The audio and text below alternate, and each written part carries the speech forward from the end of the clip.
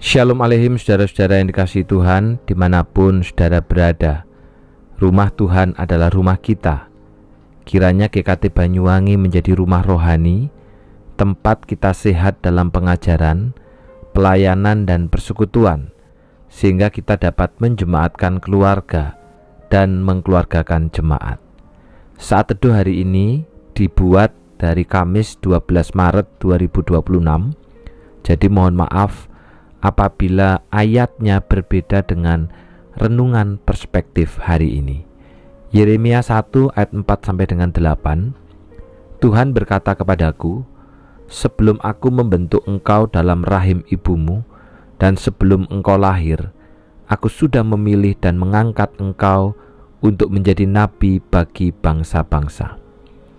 Aku menjawab, ya Tuhan yang Maha Tinggi, aku tidak pandai berbicara, karena aku masih terlalu muda.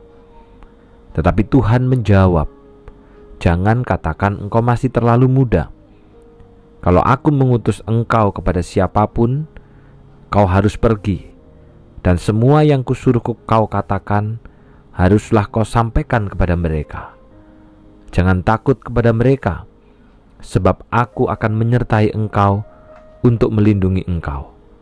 Aku Tuhan telah berbicara. Aku akan menyertai engkau. Saudara, mana yang lebih mudah dalam hidup Bapak Ibu Saudara? Menyampaikan teguran ataukah menyampaikan pujian? Menyampaikan bahwa apa yang dilakukan orang itu berdosa dan salah, ataukah menyampaikan kata-kata yang memuji, kata-kata yang nampak manis, saudara? Saudara, tentunya menyampaikan pujian itu lebih mudah daripada teguran. Namun persoalannya, kita sebagai umat, kita tidak dipanggil Tuhan hanya untuk menyampaikan pujian. Bahkan panggilan kita yang utama adalah mengatakan kebenaran, mengatakan Injil Kristus, mengatakan firman Tuhan, di mana apa yang kita katakan itu seringkali berbeda dengan apa yang dilakukan orang-orang pada umumnya. Tapi itulah tugas kita, saudara.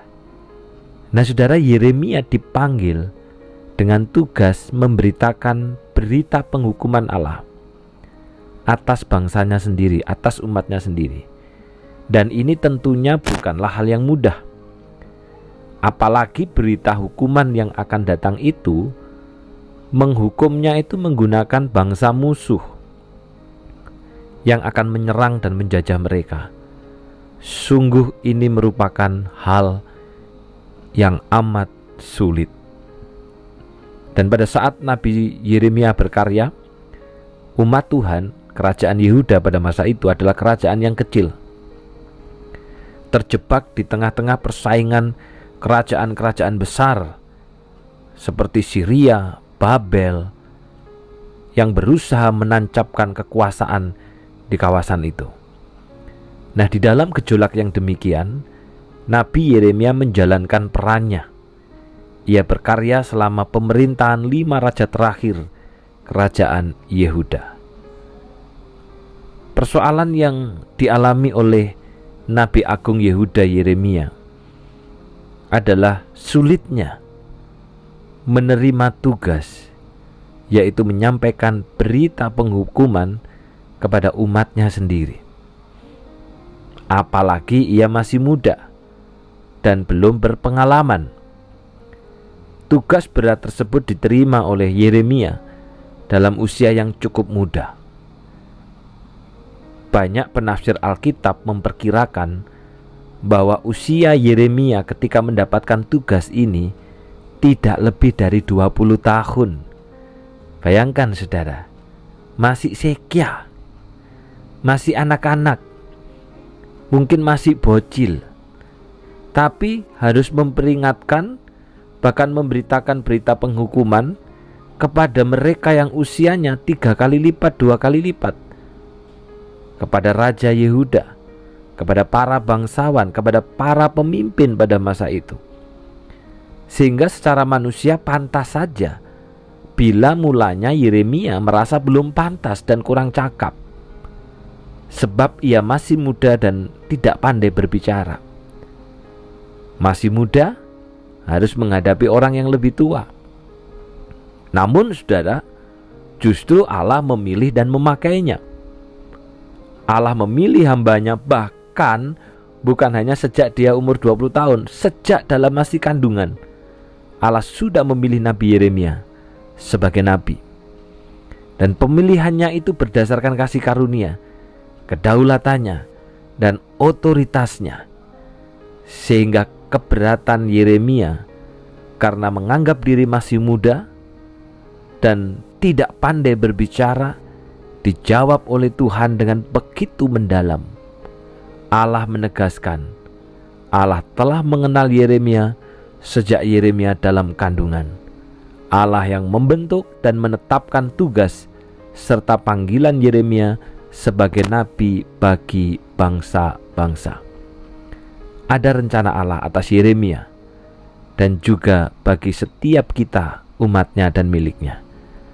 Dan yang paling penting saudara, seberat apapun tugas dan tanggung jawab itu, kemudian Allah berkata, jangan takut kepada mereka, sebab aku menyertai engkau untuk melindungi engkau.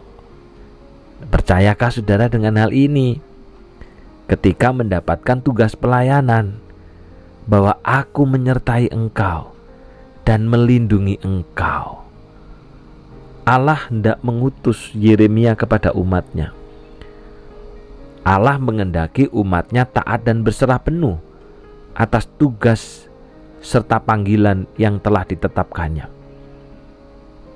Yeremia yang pada mulanya mengelak panggilan tersebut, ketika taat dan berserah penuh justru diperlengkapi oleh Allah, dan Allah sendiri yang langsung menjamah Yeremia.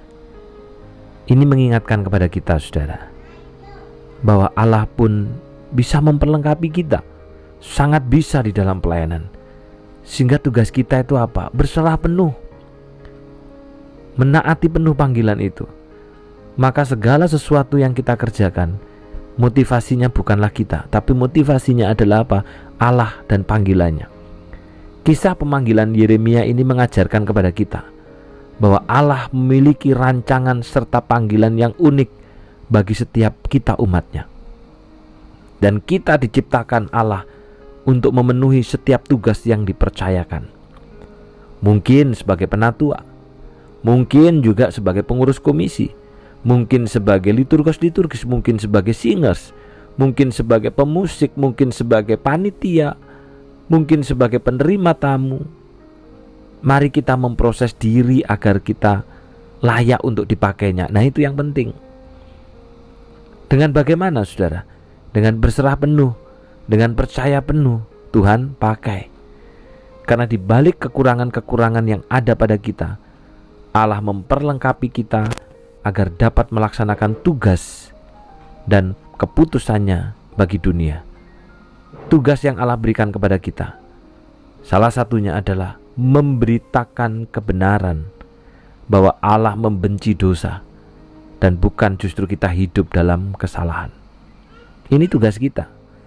Bagaimana di tengah dunia yang bengkok, di mana di tengah dunia yang makin egois ini, kita diberitakan, kita ditugaskan bukan untuk memiliki hidup yang sama, tapi kita ditugaskan untuk memberitakan tentang Yesus Kristus, agar dunia yang makin bengkok menjadi lurus karena percaya kepada Yesus. Kiranya kita memiliki keberanian menyaksikan nama Allah, menyaksikan bagaimana murka Allah terhadap dosa, dan hidup kita pun juga makin membenci dosa. Tuhan memberkati. Mari kita berdoa. Bapa yang di surga, kami bersyukur karena hari ini lewat kisah pemanggilan Yeremia, Engkau selalu memiliki tugas kepada kami umat-Mu. Dan salah satu tugas itu adalah bagaimana kami bisa memberikan pengaruh yang baik, bagaimana supaya kami bisa memberitakan bahwa Allah itu membenci dosa, dan kami pun juga tidak hidup dalam dosa, tetapi hidup di dalam kebenaran. Berikan keberanian bagi kami untuk menegur, untuk mengingatkan ketika apa yang dilakukan itu salah dan berdosa, tetapi dengan cara-cara yang bijaksana. Mengingat hari ini juga untuk saudara kami, untuk Ko Halim Citro yang berulang tahun, tepat hari ini Bapa, Tuhan kiranya Engkau menolong, Tuhan kiranya Engkau menyertainya, apapun yang dipergumulkan Tuhan kiranya yang menggenggam erat. Karena kami percaya tidak ada yang mustahil bagi Allah. Pakai Ko Halim di tengah-tengah keluarga yang ada di Surabaya, untuk pekerjaan Tuhan, untuk segala sesuatu, sekalipun di dalam pergumulan hidup. Terima kasih Bapa, di dalam nama Tuhan Yesus kami sudah berdoa.